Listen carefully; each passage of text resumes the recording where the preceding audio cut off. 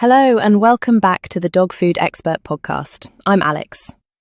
Now, Daniel, today we are tackling a topic that is incredibly common, often a bit smelly and very stressful for pet parents.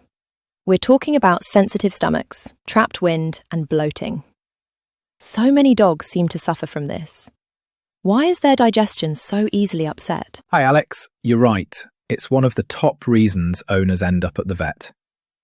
While some dogs just naturally have delicate digestive systems, a huge part of the problem actually comes down to how their daily dry food behaves once they swallow it. What do you mean? Doesn't it just digest like normal food? Not if it's traditional extruded kibble.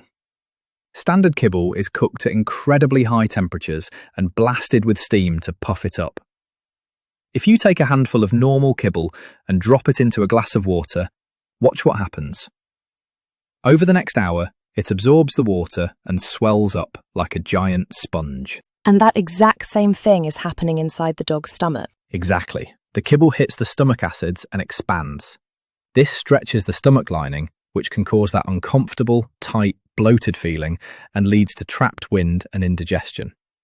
For a dog with a sensitive tummy, it's a recipe for disaster. That sounds so uncomfortable. But a lot of our listeners need the convenience of a dry food. If standard kibble swells up, what is the alternative? This is where cold-pressed dog food is an absolute lifesaver. It is completely revolutionising how we feed dry food to sensitive dogs. How is cold press different? Does it not swell up? No, it doesn't swell at all, because cold-pressed food isn't blasted with high heat and steam, it isn't puffed full of air. The raw ingredients are gently mixed and pressed together at very low temperatures. If you put a cold-pressed pellet into that same glass of water, it doesn't expand.